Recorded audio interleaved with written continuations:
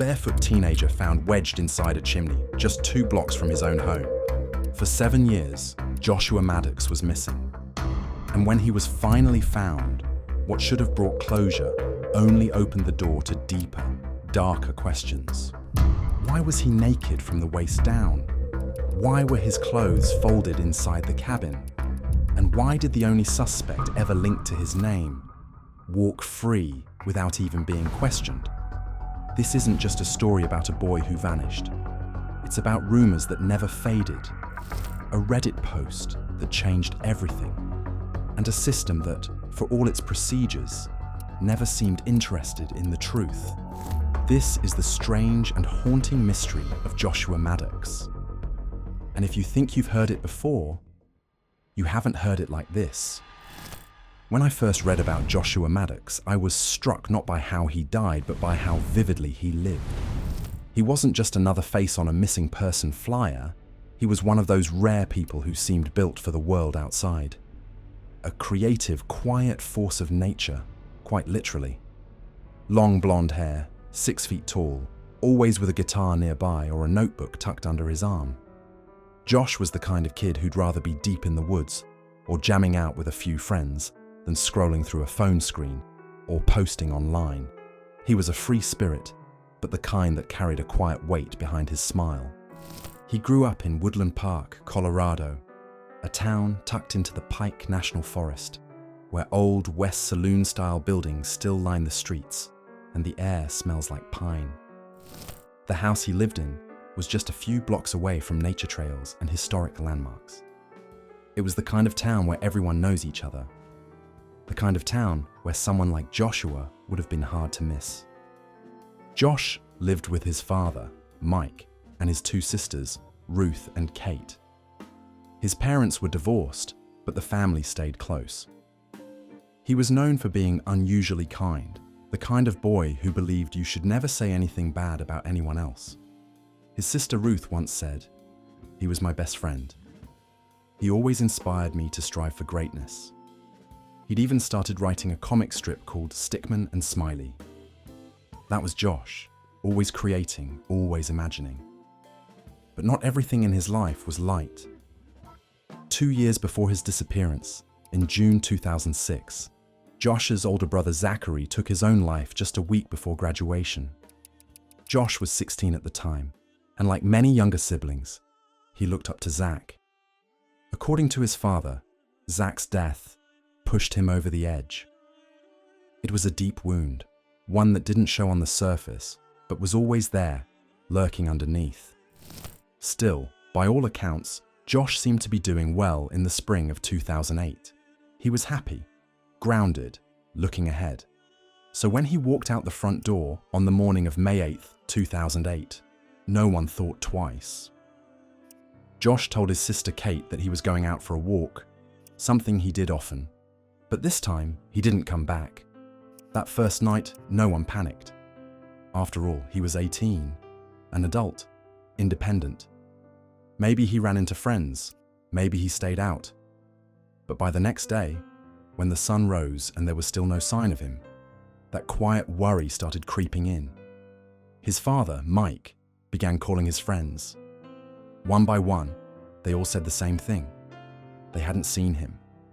No one knew where he'd gone. 5 days passed. On May 13th, Mike called the police. The search began almost immediately.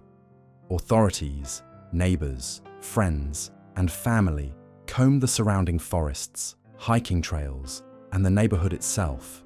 Dogs were brought in, flyers were posted. The community, tight-knit as it was, rallied.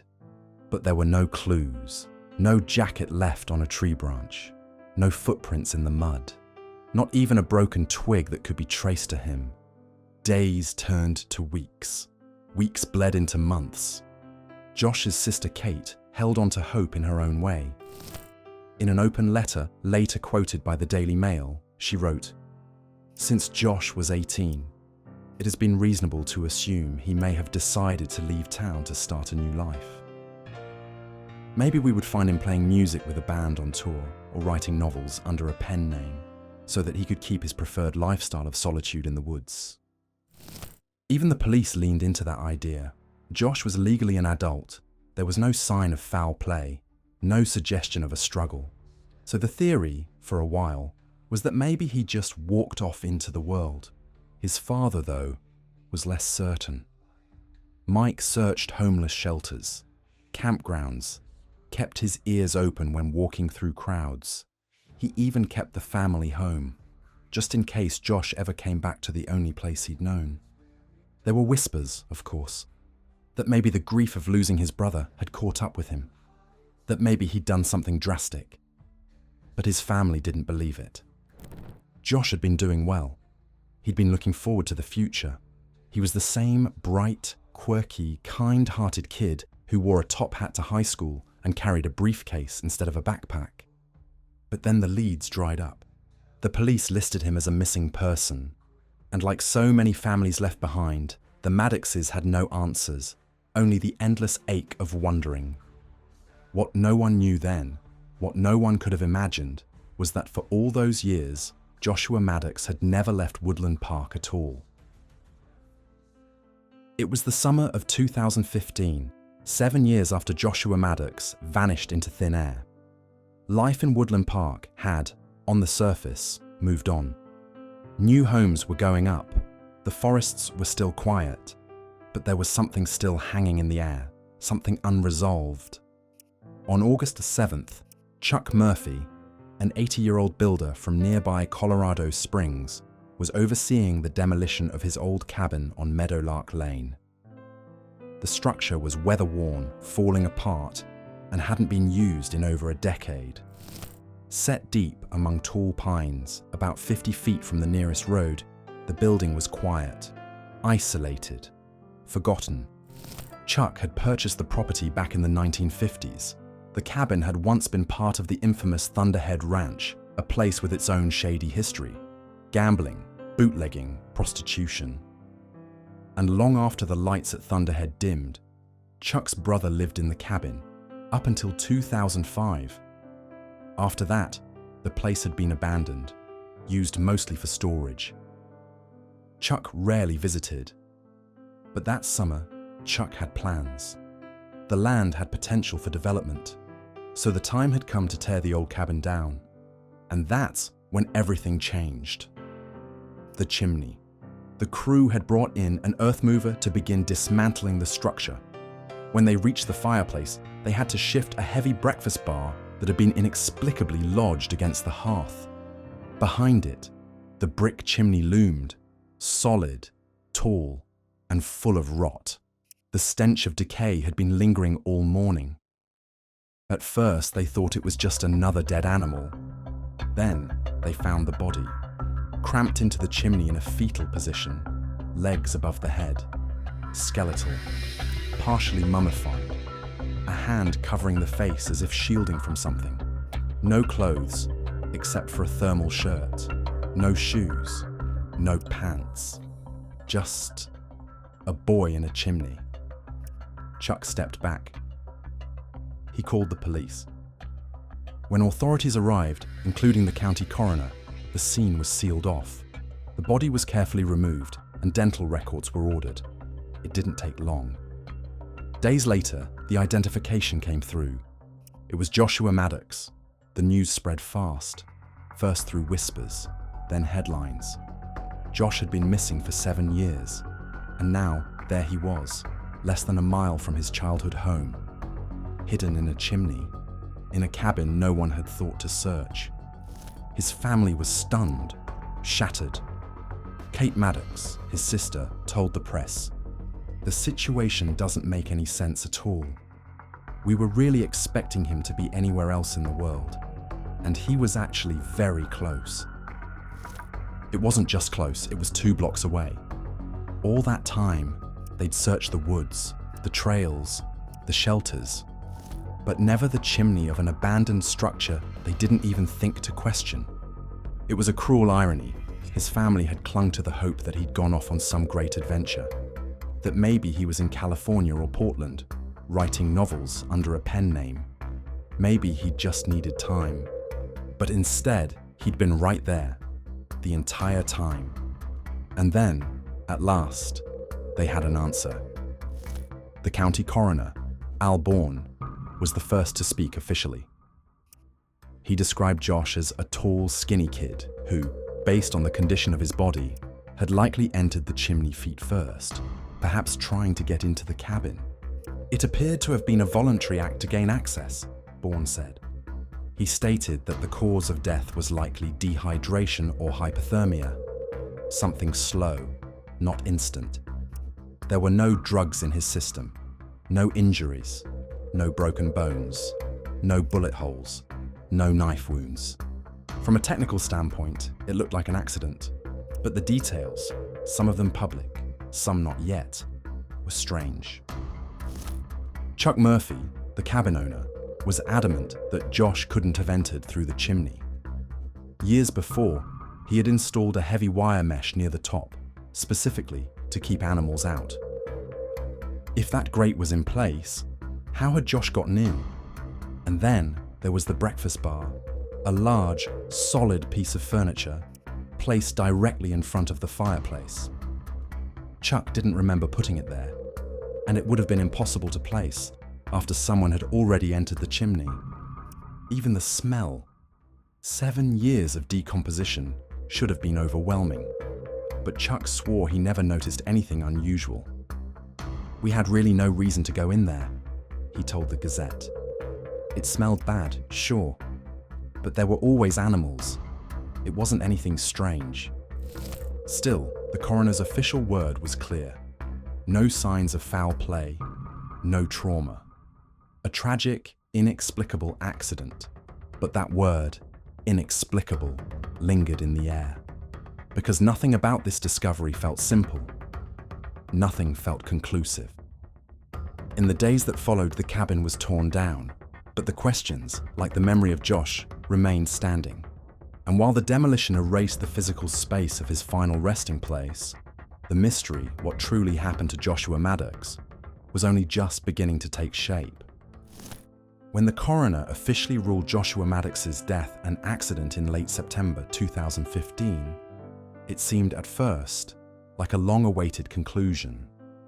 After 7 years of unanswered questions, the mystery had finally received a label: simple, clinical, and final. But almost immediately, that conclusion began to unravel. Like I explained, the autopsy found no evidence of trauma. There were no fractures, no knife marks, no gunshot wounds. There were no drugs detected in the remains, though the advanced decomposition made testing difficult. What stood out most was the suggestion that Joshua had not died instantly. According to the coroner, death likely occurred from either dehydration or hypothermia, conditions that require time to take effect.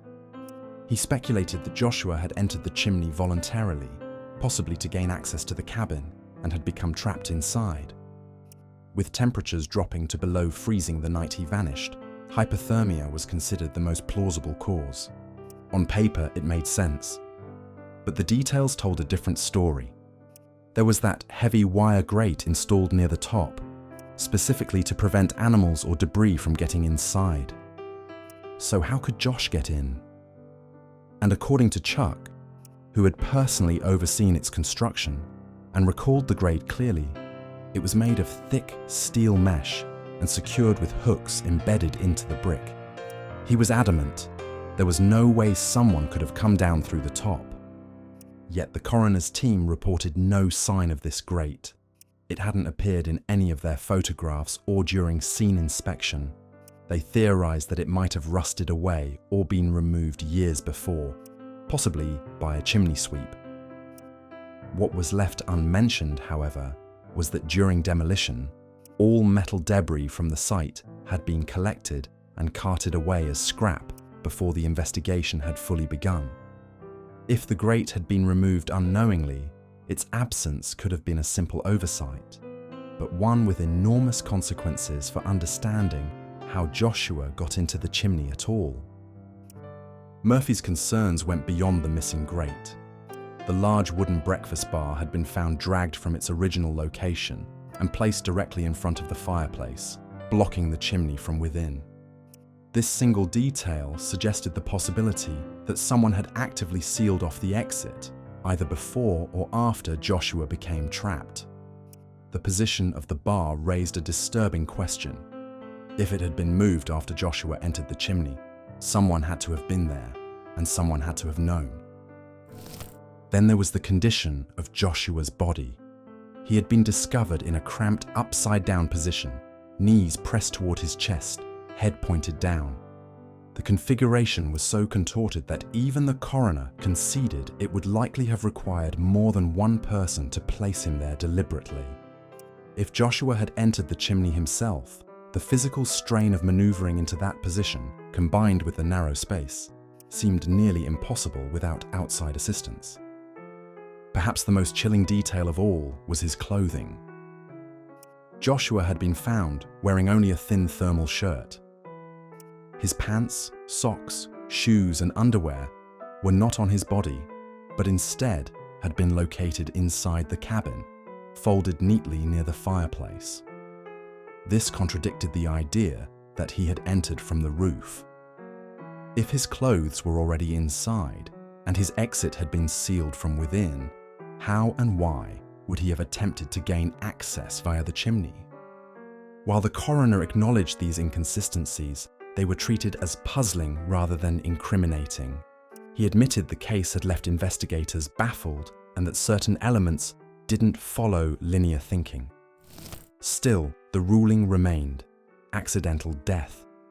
Despite reopened discussions, despite conflicting evidence, the cause of death was not changed. According to the official record, Joshua had entered the chimney voluntarily and died from natural causes.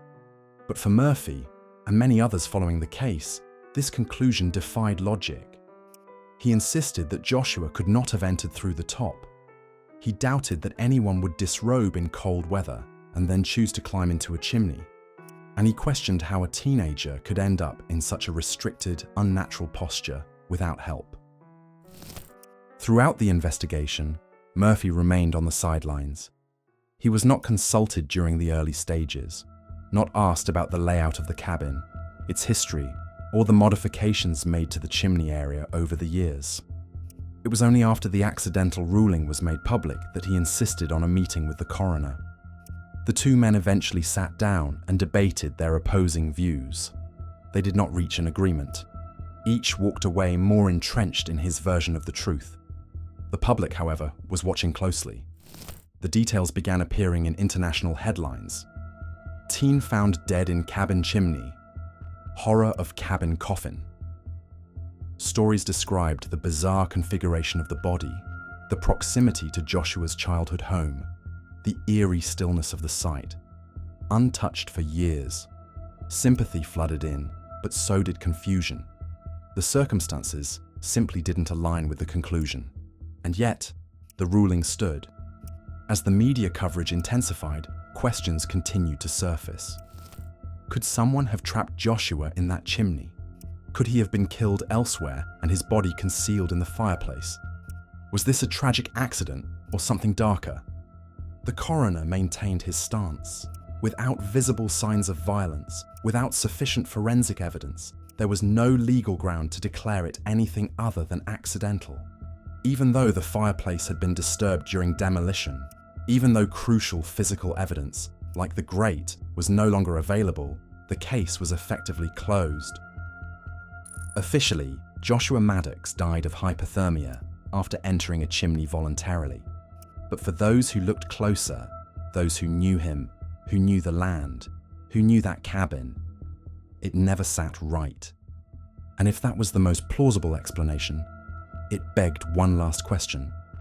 Why did it still feel so impossible? After Joshua Maddox's body was found, speculation quickly shifted from confusion to something darker. The ruling of accidental death left more questions than answers, and behind the scenes, rumors had already been circulating for years about a man named Andrew Newman. Long before Josh's remains were discovered, police had received several anonymous tips.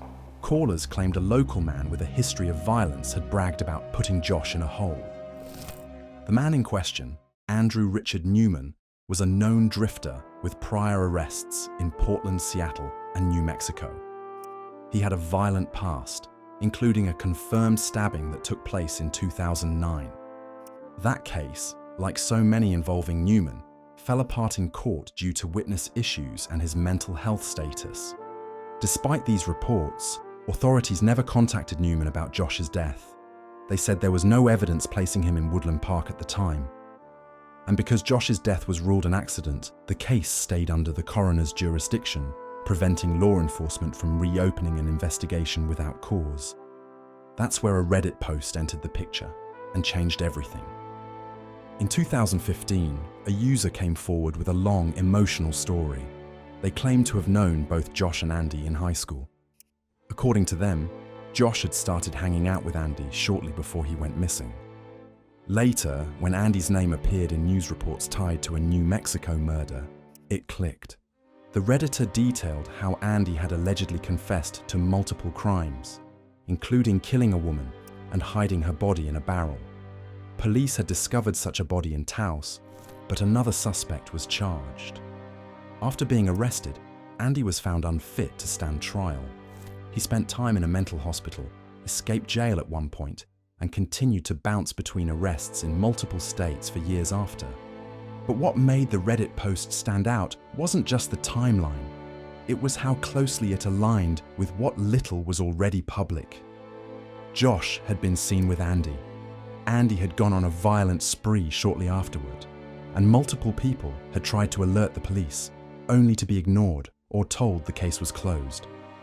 The Redditors' frustration was raw. They pointed out the absurdity of the official ruling. Josh had supposedly taken off his clothes, climbed onto the roof of an abandoned cabin in freezing weather, and voluntarily squeezed headfirst into a narrow chimney. Despite the presence of a grate that would have blocked him, and despite the fact that his clothes were already folded inside the cabin. To them, the signs pointed to one thing: foul play. They didn't say Newman definitely killed Josh, but they did believe the case deserved a real investigation. Not a coroner's ruling, not silence, not demolition and cremation without answers. Records confirm much of what the Redditor wrote. Newman's arrest, his court hearings, the dropped charges, all real. He was considered unstable, erratic, and dangerous, yet no one followed up. And then there's the deeper issue. Once Josh's death was labelled accidental, law enforcement legally couldn't pursue the case unless that ruling changed. The coroner acknowledged that it wasn't a natural death or suicide, but instead of listing it as undetermined, an option that would allow further investigation, he stuck with accidental. That decision shut the door. Of course, some still wonder if Josh's death could have been the result of extreme hypothermia, hallucination, or even drug use. His behavior, disrobing, seeking an enclosed space, might point to what's known as paradoxical undressing or terminal burrowing. But even then, the facts don't quite fit. His clothes weren't just discarded, they were folded neatly inside the cabin. The chimney was sealed. The breakfast bar blocked his exit. It just doesn't add up. So the question remains, was Josh a victim of a tragic accident, a chilling crime, or something in between? Did Andrew Newman know more than anyone was willing to ask? Or was he just a convenient figure, lurking at the edges of a narrative full of gaps? We may never know, because without someone willing to reopen the case, without a push to question the past, the story of Joshua Maddox stays where it's always been, trapped in a space too small for the truth to breathe. In the end, what happened to Joshua Maddox feels less like an unsolved mystery and more like a story that no one wanted to investigate. A case full of holes, contradictions, and missed chances. It's tragic, it's frustrating, and it lingers. I don't know if it was Andy Newman. Maybe it was someone else. But what I do believe, with everything I've seen, is that Josh didn't get into that chimney by himself. Someone was involved. Someone knows something. And yet, no one seems to be asking the right questions. What hurts most is that we may never know the truth, not because the truth isn't there, but because no one stayed long enough to look for it. The decomposition erased so much, and while officials were quick to call it accidental, they never stopped to consider what that might mean. That Joshua could have died slowly, alone, in the dark. I just hope that's not how it happened. And so, the story of Joshua Maddox remains buried in silence, sealed off by time, by unanswered questions, and by a chimney that should have never held a body. Whether it was a tragic accident or something far more sinister, one truth remains. Someone out there might still know what happened. If this case left you as unsettled as it left me, let me know your thoughts. Do you believe the official ruling? Or do you think, like I do, that this was never just an accident? If you found this story compelling, consider liking, subscribing, or sharing it. Stay curious, and I'll see you in the next one.